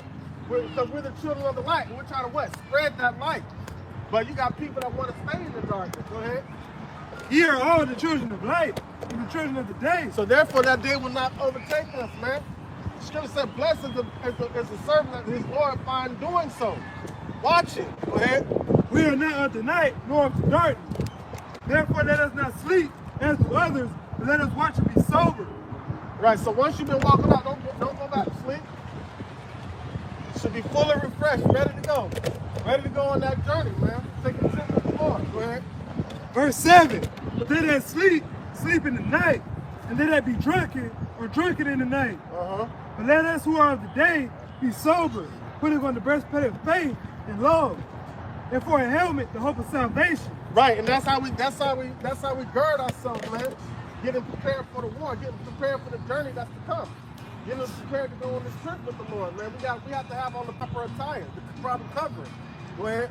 Verse 9, for God has not appointed us to wrath, but to obtain salvation by our Lord Yahweh Shai Mashiach. Right. So now let's fully get prepared and fully put on what we need to have on in order to reach salvation. Somebody get Ephesians 6:10.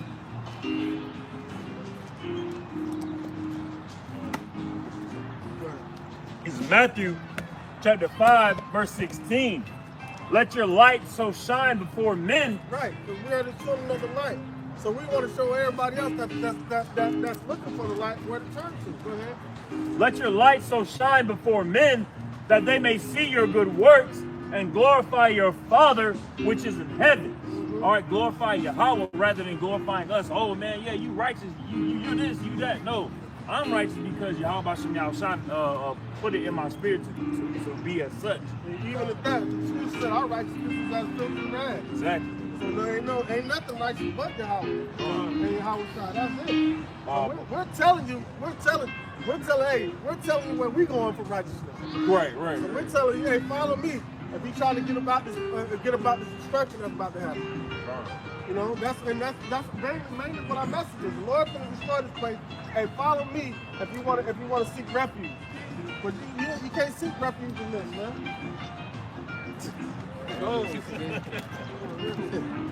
Somebody got Ephesians 6:10. It's Ephesians chapter 6, verse 10. Finally, my brethren, be strong in the Lord and in the power of his might. All right, so now we got to be strong in the Lord and the power of his might. Because guess what?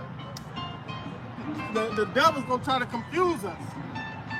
He's going to try to confuse us, man. We got to keep our minds set on Yahweh Shai and believe, trust and believe that he's going to deliver us, no matter how bad it starts to look. Go ahead. Verse 11, put on the whole armor of Yahweh, that ye may be able to stand against the wiles of the devil. So we gotta be fully suited up, man, to be able to endure what the Lord is about to bring. Keep going. For we wrestle not against flesh and blood, but against principalities, against powers, against the rulers of darkness of this world. All right, so the ruler of darkness, right? We just read about the darkness. We are not of the darkness that they should overcome us, right? Overtake us. Right, so these rulers of the darkness, that's what we're up against right now. All right? So we have to be fully girded and fully suited up to be able to withstand it. Go ahead. Spiritual wickedness in high places. Spiritual wickedness, we ain't talking about little wickedness, we're talking about top dog wickedness. In high places, man. Go ahead. Wherefore, take off the... it's like this. Wherefore, take... Mainly them. Mainly them. This is what the spiritual wickedness in high places. These are the ones that are spreading the gross darkness throughout the whole earth, man. All right? These are the ones that the Lord's coming after. All right, go ahead. Verse 13, wherefore take unto you the whole armor of Yahweh, that ye may be able to withstand an evil day, and having done all to stand. Right, so we got to put on that whole armor, man. We got to be, you can't have no kink in your armor, no opening in your armor at all. What the devil's going to do, he's going to pierce you right there, man. Sealed up like Leviathan. Sealed up like Leviathan. Hey, hey, man, go ahead. Verse 14, stand therefore, having your loins girt about with truth, and having on the breastplate of righteousness. That's it. Having on the breastplate of righteousness. Keep going. And your feet shod and your feet shod with the preparation of the gospel of peace. Right, and that's what's going to lead us on our journey, man. Right, the preparation of the gospel of peace. There's so much chaos on this earth. We're trying to show people where the peace is. But if the ones that don't choose the peace, they're gonna be blown to pieces. And the peace starts from within first. There was that 80s movie. It was alien came from another planet, but he looked like in the form of a human. And every time he would show up somewhere to destroy, he's like, I come in peace, I come in peace. But the so-called hero of the movie at the end, had a catchphrase that said, "But you're gonna leave in pieces." Coming in peace, but you gonna remember that? But you're gonna leave in pieces, man. What America say? They're coming in democracy. They're coming in peace. But you're gonna leave in pieces. Go ahead, stop. Psalm chapter 24, verse 7. Lift up your heads, O ye gates, and be ye lifted up, yea, everlasting doors, and the King of glory shall come in. Right, so that's what we're doing. We're lifting up the gates of the house by King outside.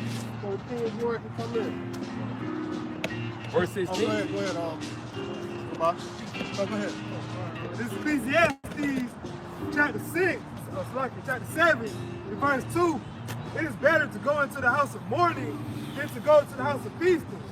For that is the end of all men, and the living will lay into his heart. Right, because that's what they're doing in the time of Noah. They're in the house of feasting, in the house of mirth right now.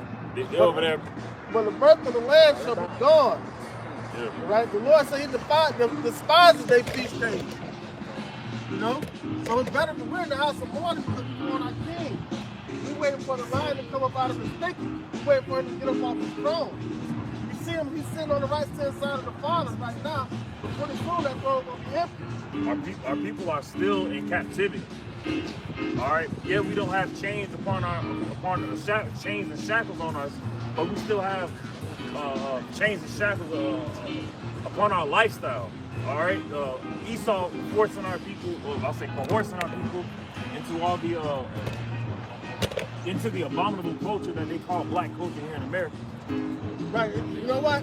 It's almost better to have chains, physical chains around your neck. Right. No, I didn't want to say that, but come on. Because you're going to have a mindset of trying to bust out of those chains. Right. You're not going to like having a physical, but once you get to the point where they take the physical chains off, and your mind is in captivity and bondage, that's the worst. Because you free, you're physically free, but you're mentally bound to the system. Hey, Con, it's a picture where it had like two Jake girls. All right, it's an old picture, black and white. They were slaves. All right, they was on the plantation.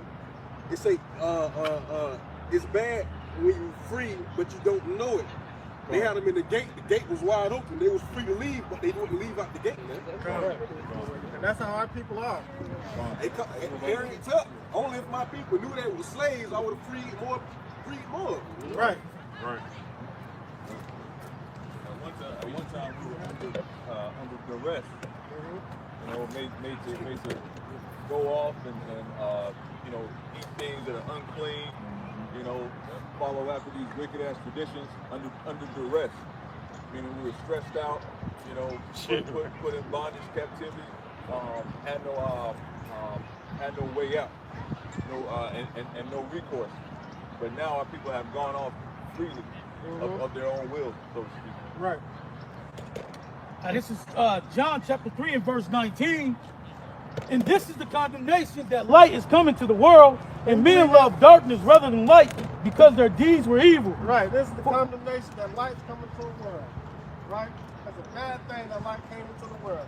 For those people, it was a terrible thing for Yahweh to show up to those people. Why? Because they love darkness rather than light.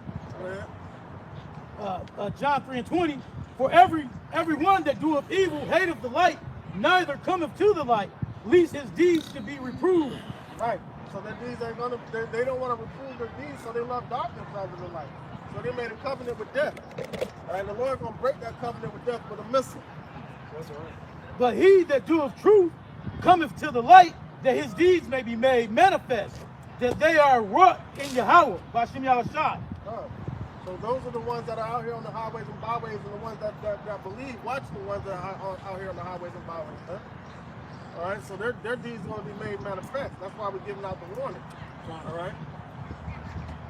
This is Ephesians chapter 6, verse 16.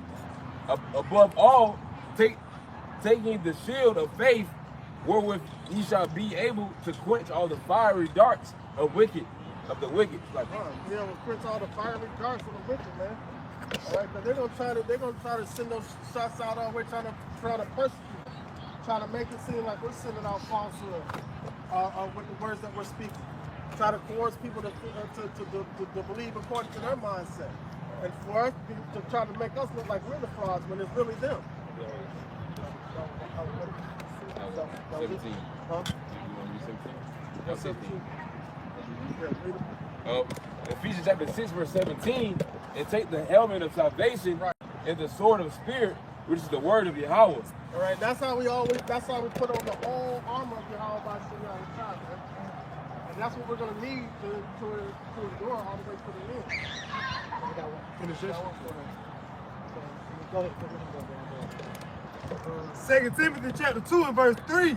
Thou therefore endure hardness as a good soldier of Yahweh Shai Mashiach. No man that war entangles himself with the affairs of this life, that he may please him who have chosen him to be a soldier. And we got to remember who we're fighting for. We're fighting for Yahweh Hashem Yahweh Shai. The brother Lasharja brought out the armor that we're to have on. We fight the good fight of faith in the name of Yahweh Hashem Yahweh Shai. And we have to endure this fight. We got to be in this mindset of soldiers.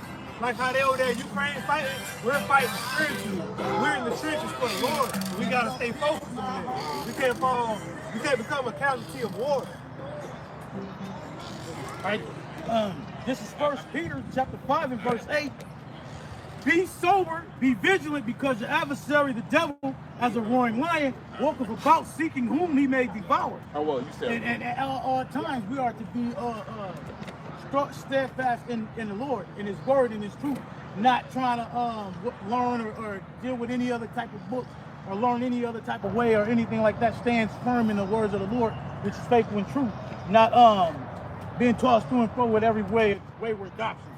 You know what I'm saying? You got it.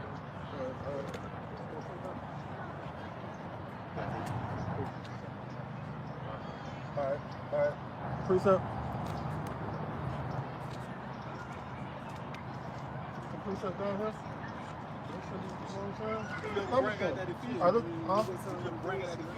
No. Well, Ephesians what? Yeah. That's what he just got the word. All right, go back to that 2nd Ezra 9 and 8. This is 2nd Ezra chapter 9, verse 8. That's what I'm saying. Yeah. This is 2nd Ezra chapter 9, verse 7. And every one that shall be saved, and shall be able to escape by his works, and by faith whereby ye have believed. So doing the work meaning you're working for the Lord, but you have to have the proper uniform on. We just read that in Ephesians chapter 6. All right? Because if you got on the wrong uniform, man, you're subject to fall for these bandages that Esau's going to put out. You're not going to be able to withstand the wiles of the devil. Go ahead. Verse 8, 2nd Ezra 9, it says, shall be preserved from the sad perils, and shall see my salvation in my land and within my borders, for I have sanctified them for me from the beginning. All right, so when the Lord see you with his uniform on, he coming to get you. The angels gonna know that's one of us, that's one of ours, that's one of ours. What did Esau say? No man left behind. You know, there ain't gonna be no POWs. Verse 9, 2nd Ezra 9. Then shall they be in pitiful case, which now have abused my ways, and they that have cast them away despitefully shall dwell in torments. Right, so they're gonna be tormented by not listening to the words that Yahweh Bashim Yahushua put out by his men, the true men of Yahweh Bashim Yahushua. Go ahead. Hey, Khan, you know, hey, that feeling is going to be like, you know how, for instance, like my grandparents, my great-grandparents, they used to like to play the lotto. They had a set of numbers that they would like to play on the pick 4, you know? And then when they didn't play it and they seen the numbers come out, they'll be sick to their stomach, man. And that's the same way 2/3 of our people are going to be, man. Oh, man, hey, I knew I should have took heed to them boys while they was teaching. Man, when they was talking to me, I knew I should have listened, whatever the case may be, man. That's how it's going to be in that time, you know? Oh, man, I knew I should have let them put that in me. I will tell you. Go ahead, Hamawar. All right, this is the book of Nahum 1 and 6. It says, who can stand before his indignation? Who can abide in the fierceness of his anger? His fury is poured out like fire, and the rocks are thrown down by him. So who can stand before the indignation of the Lord's power, man? All right, because the Lord's coming back with vengeance, man. So we got to be mindful, all right? Yahweh Bashim Yahushua is nothing to be played with, because when he said he's going to do something, his words don't come back void to him, man. So, as the scripture says, the rocks are going to be thrown down by him. So, all these statues, all these memorials, all these memorials that Esau had put up, man, it's going to be splashed down and put down to the ground, man. All right, so we got to be take heed to the words that's been spoken, all right, because Yahweh Shai is a man. Yahweh Shai is a man that you ain't supposed to be all God, he's a God of war, man. Bottom line. This is book of St. Matthew chapter 13. I'm going to start at verse 41, going into basically the wheat and the tares. And it says, the Son of Man shall send forth his angels, and they shall gather out of his kingdom all. I'm going to start at verse 40. As therefore the tares are gathered and burnt in the fire, so shall it be in the end of this world. The Son of Man shall send forth his angels, and they shall gather out of his kingdom all that offend and them which do iniquity. So ultimately, man, Yahweh Shai is going to come back and destroy 2/3 of our people, you know, for adding sin upon sin and being iniquity. And it says, verse 42. Like a tear. Right. It says, verse. All right, so let's go into that a little bit deeper. So like Adam did by showing on fig leaves, he tried to blend in with these other nations. That's what 2/3 of our people are doing. This is Isaiah chapter 30. I'm going to start at verse 1. Woe to the rebellious children, saith the Lord, that take counsel, but not of me, that cover with the covering, but not of my spirit, that they may add sin to sin. So you go ahead. Hey, no, that's going back to the point that the bishop was saying too. Hey, when those angels, when the Lord Yahweh Shai come back and to gather his remnant, to gather his men, his elect, those that have that righteous uniform on, hey, he's gonna see those as well that don't have that righteous uniform on. Why? Because you don't have the covering of the Lord Yahweh B'Shem Yahweh Shai. You're gonna have the covering of this world. You're gonna have the covering of Esau, man. So therefore, hey, nah, hey, keep that over there. No, we ain't taking that. Yeah, it's just gonna be like, you can't ride with me, bro. St. Matthew chapter 13 and verse 42, and it says, it shall cast them into a furnace of fire, there shall be wailing and gnashing of teeth. Then shall the righteous shine forth as the sun in the kingdom of their Father. Who have ears to hear, let him hear. So, you know, ultimately, it's going to be when Yahweh shall return, it's going to be a judgment to the wicked, and it's going to be a deliverance for the righteous, basically. Right. You know how when you get a fresh fit, you put it on and you stand in the mirror. That's how we should be doing right now, girding ourselves with the covering of Yahweh B'Shem Yahweh Shai. Always looking in the mirror and making sure our garment clean. You know? What was that? Second Ezra, man. This is Second Ezra chapter 9, verse 10.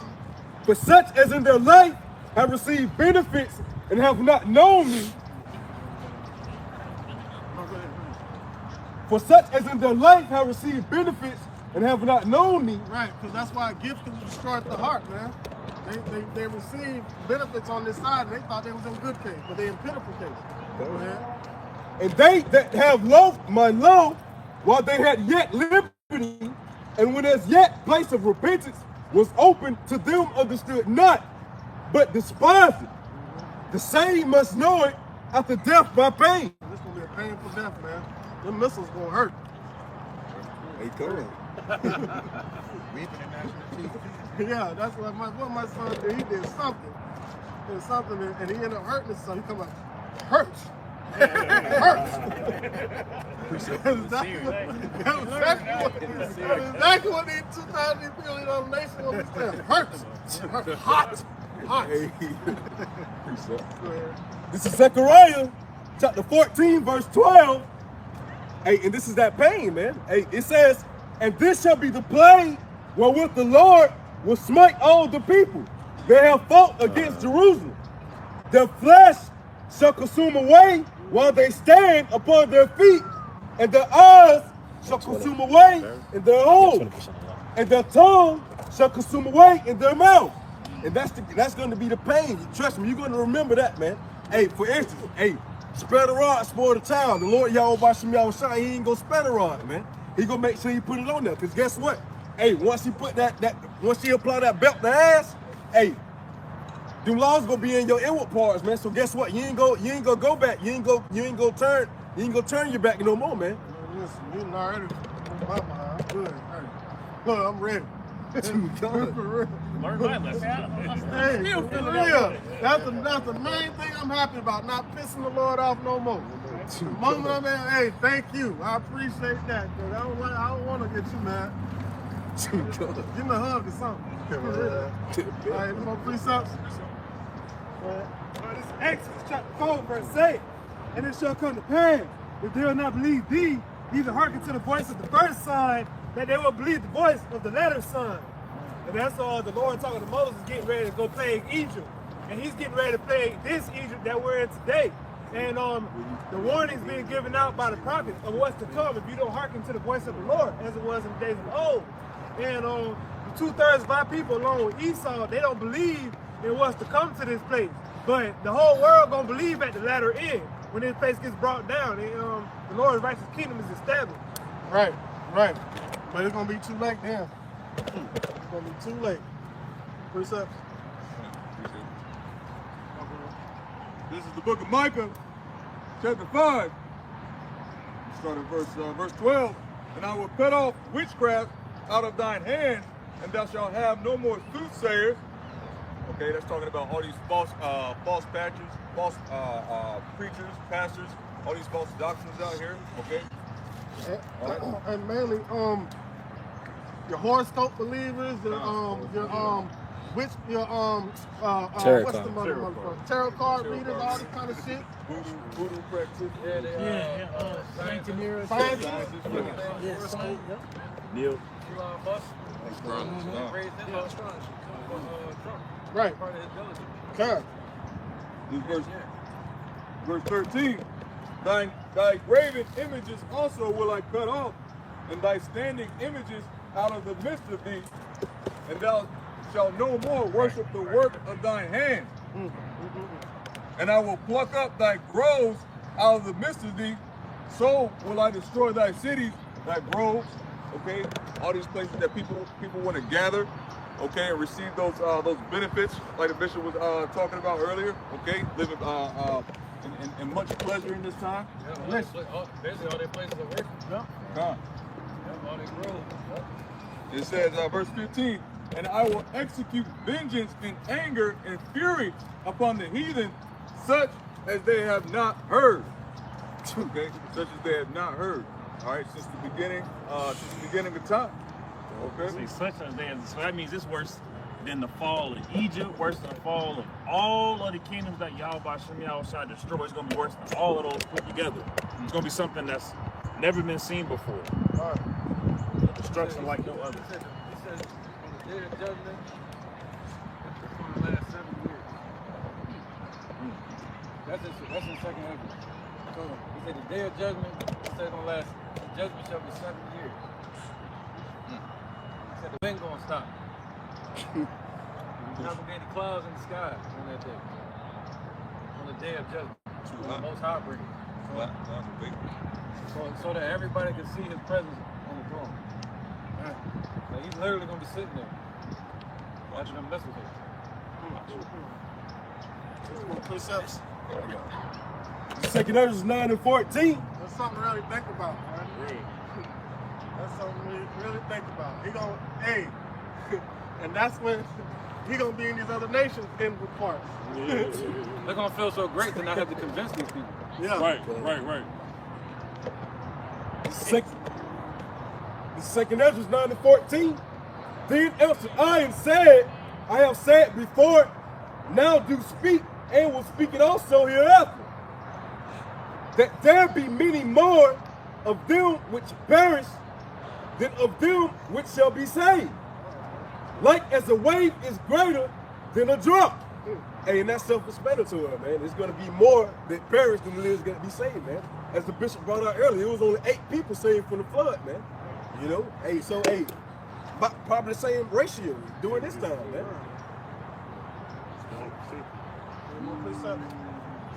This is 2 Corinthians chapter 5, verse 11.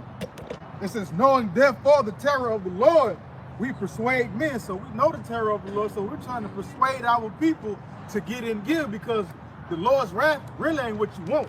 Hey, Con, if I may add on too, man. Hey, on a smaller perspective, it's like you having a sibling, man. You being the older sibling, shit, you gotta teach, hey, don't do that. Daddy don't play that, man. Hey, shit, if you do, he gonna get on you. Hey, it's the same thing spiritually, man. We get out here warning about the terrors of the Lord. That way you won't have to feel them or be a part of them, man. Because the Lord is with all the smoke and fire.